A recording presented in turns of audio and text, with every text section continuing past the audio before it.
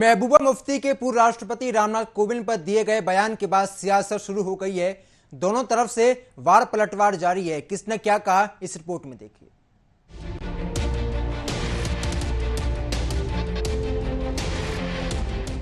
कश्मीर घाटी की वादियां शांत है, लेकिन महबूबा मुफ्ती की एक राजनीतिक चिंगारी ने फिर शोला भड़काने का काम किया है। जैसे ही भारत के 14वें राष्ट्रपति रामनाथ कोविंद की विदाई हुई, उन पर महबूबा मुफ्ती ने बीजेपी के एजेंडे को पूरा करने का आरोप लगा दिया। महबूबा ने ट्वीट के माध्यम से राष्ट्रपति कोविंद पर निशाना साधते हुए लिखा कि पूर्व राष्ट्रपति ने अपने पीछे एक ऐसी विरासत छोड़ी है जहां भारतीय संविधान को कई बार कुचला गया है, चाहे वह अनुच्छेद 370 खत्म करना हो, CAA हो या अल्पसंख्यकों और दलितों पर होने वाले अत्याचार हों। उन्होंने भारतीय संविधान को ताक पर रखकर बीजेपी की राजनीतिक एजेंडे को पूरा किया। महबूबा के इस बयान के बाद बीजेपी ने भी पलटवार किया। बीजेपी की ओर से किरण रिजिजू ने कहा कि जब कोई बहुत ही गलत तरीके से बयान देता है तो उसे तवज्जो नहीं देनी चाहिए, क्योंकि किसी भी चीज की एक गरिमा होती है। महबूबा मुफ्ती ने हमेशा ही विवादास्पद बयान देकर समाज में जहर घोलने का काम किया। महबूबा मुफ्ती जी को इस प्रकार के विवादित बयानों से बचना चाहिए। वहीं बीजेपी के राज्यसभा सांसद सुशील कुमार मोदी ने महबूबा मुफ्ती के बयान को आपत्तिजनक बताया। उन्होंने कहा कि एक पूर्व CM को इस तरह का बयान नहीं देना चाहिए। राष्ट्रपति निष्पक्ष और निर्दलीय होकर काम करता है। वही बता दें कि क्या राष्ट्रपति बीजेपी कार्यालय गए या बीजेपी के किसी कार्यक्रम में गए, इस तरह का आरोप लगाना सही नहीं है। उनके रिटायरमेंट के बाद इतनी ओछी और छिछली बात करना बहुत ही अपमानजनक है। ऐसे बयान से बड़े नेताओं को बचना चाहिए।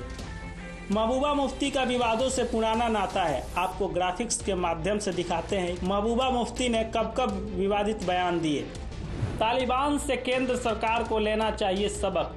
लोगों ने संयम खो दिया तो केंद्र हो जाएगा लुप्त। NIA के छापे पर महबूबा बौखलाई। कश्मीर कथित तौर पर भारत का अंदरूनी हिस्सा। जम्मू कश्मीर से 370 हटाने के पीछे लूट की मंशा। तिरंगा उठाने वाला कोई नहीं बचेगा। 370 हटा तो खून की नदियां बहेंगी। बाहर के लोगों को बैठाया जा रहा बड़े पदों पर। हथियार उठाने के लिए नौजवानों को उकसाया। हथियार उठाने के अलावा नहीं बचा कोई विकल्प। नौजवानों के पास नहीं नौकरी। जिस धारा 370 का महबूबा मुफ्ती राग अलाप रही है, उसके बाद कश्मीर में कितना विकास हुआ है, आप एक बार ग्राफिक्स के माध्यम से समझिए। IIT जम्मू को अपना कैंपस मिला और एम्स जम्मू का भी काम शुरू हो चुका है। अटल टनल का इंतजार खत्म हुआ और प्रधानमंत्री ने देश को समर्पित किया। जम्मू की सेमी रिंग रोड और 8.45 किलोमीटर नई बनिहाल सुरंग इस साल खोली जाएगी। चिनाब नदी पर विश्व का सबसे ऊंचा पुल अगले साल तक पूरा हो रहा है। पनबिजली परियोजनाओं की संख्या में तेजी से बढ़ोतरी।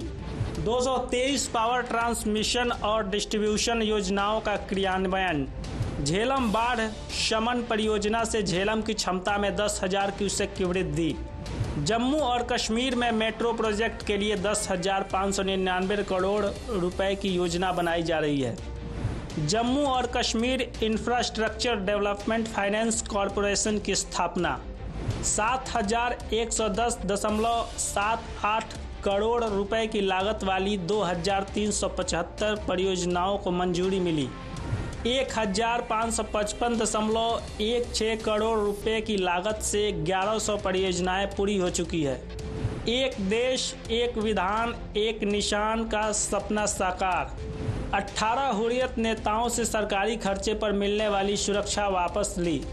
अलगाववादियों के 82 बैंक खातों में लेन देन पर रोक। आतंक की घटनाओं में उल्लेखनीय कमी आई। घाटी में शांति और सुरक्षा का नया वातावरण बना। फिलहाल महबूबा मुफ्ती के बयान के बाद सियासत जारी है। दोनों तरफ से आरोप और प्रत्यारोप लग रहे हैं। नेता एक दूसरे पर वार पलटवार कर रहे हैं। Bureau report, news watch India.